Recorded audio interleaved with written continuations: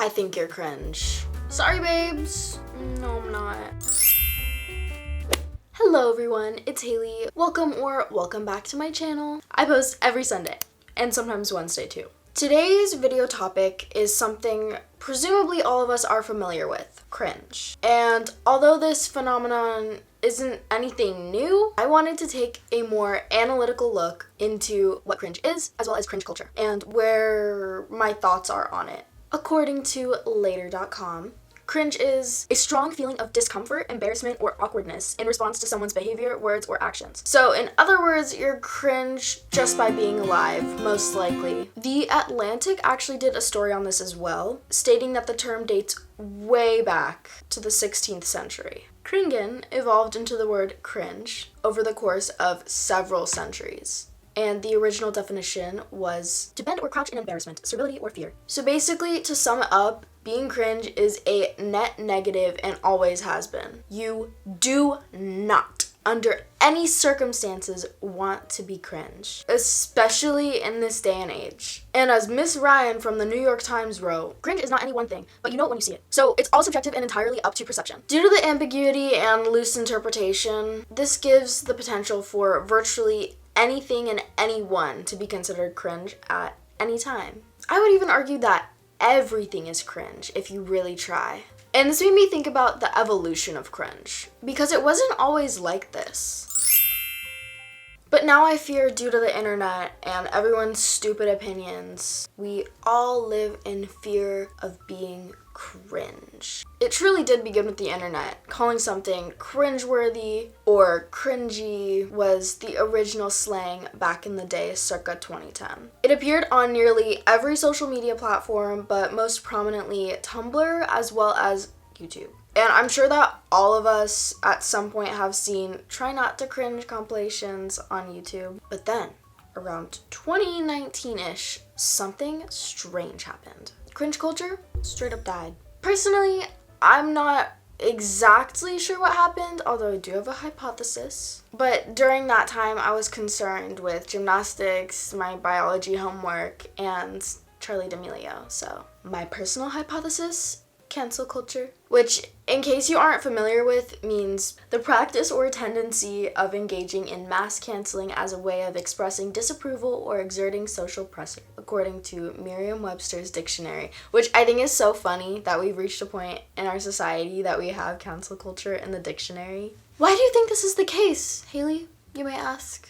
And to that I say one word: Dramageddon. Dramageddon was a series of internet scandals that spanned over the course of several years of internet lore, involving YouTube personalities James Charles, Shane Dawson, Tati Westbrook, and Jeffree Star, as well as I'm pretty sure a lot of others. But those are the four main ones. The actual scandal itself lasted a full year, and both James and Shane have failed to recover since. I'm not really gonna dive deep into the Dramageddon lore, because then this video would be literally 3 hours long. But there are plenty of resources if you're really super curious, so after this video. But my point being, rather than people's focus on things others were doing being cringe, audiences began to take a more analytical approach to influencers. I think that it was the first time that people's followers were really taking a step back, taking them off of that pedestal and thinking, wait a second, these people are actually just regular old humans who need to be held accountable. And after this, influencers began to get canceled on low-key a semi-frequent basis. It seemed almost as if it was a rite of passage for someone who blew up. Most scandals orientated around influencers being stupid and out of touch. But honestly,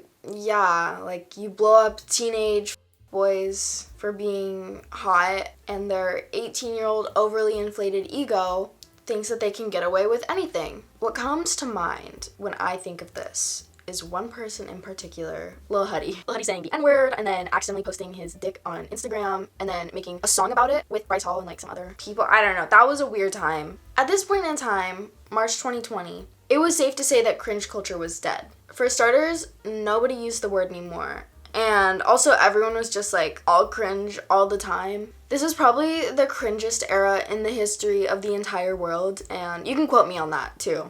Then, everyone went into lockdown for months on end. People got bored, and the separation of straight versus alt TikTok began. This in itself, I would say, is extremely cringe, even though at the time I was very adamant on my stance. The alt side was supposed to be underground and alternative and cool and different. And straight TikTok was things like dancing videos and normal people. But straight TikTok was flooded with the fairy comments, if you guys remember those. But here's where I think it started to come back.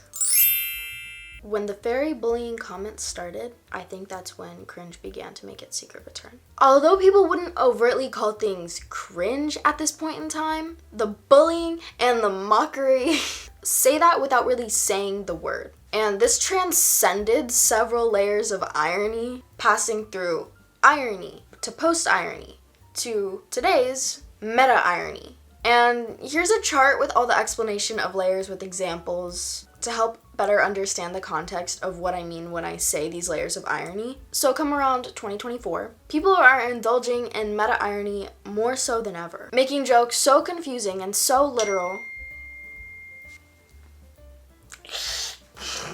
Making jokes so confusing and so literal and so seemingly real. These have been primarily cringe orientated. The primary example that comes to mind when I think of people with a sense of humor is Carrington on TikTok. Everybody, this video is for Bryce Hall. Everybody else, keep scrolling. I don't want you to see this. And I have something I need to ask you. Please get back together with Addison Rae.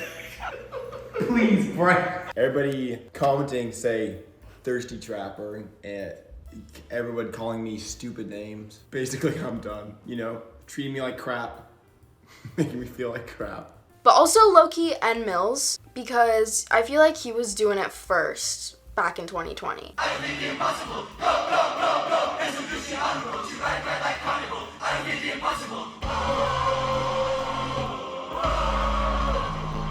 So that's where current Gen Z humor is today, with the socially acceptable level of cringe, but as long as it's a joke. Be as cringe as you want, as long as it's a joke. Something else in the midst of all of this cringe discourse I've discovered is Cringe Mountain. I originally saw this from Airy Like Cherry on TikTok. She's made quite a few videos now on Cringe Mountain and getting over it and all of that sort of thing if you want to check her out. Going as far to apply it to real people's career trajectories. And for those of you who don't know, I'll let her explain Cringe Mountain. People who hate on you for climbing Cringe Mountain are never the ones who have climbed Cringe Mountain themselves. They are never hating from the land of cool. They are always hating from base camp. So this is Cringe Mountain. This is you climbing Cringe Mountain. Everyone has to climb Cringe Mountain to get to the land of cool. This is base camp where everyone starts, and this is where the haters live. Nobody who has ever been through the climb will hate on someone who is still climbing. Ever. Because they know what it's like to climb Cringe Mountain. They would never laugh at you. They know it's hard. But these haters, they will hate on you because you know what? They are not brave enough to start climbing. They are not brave enough to be doing what you are doing.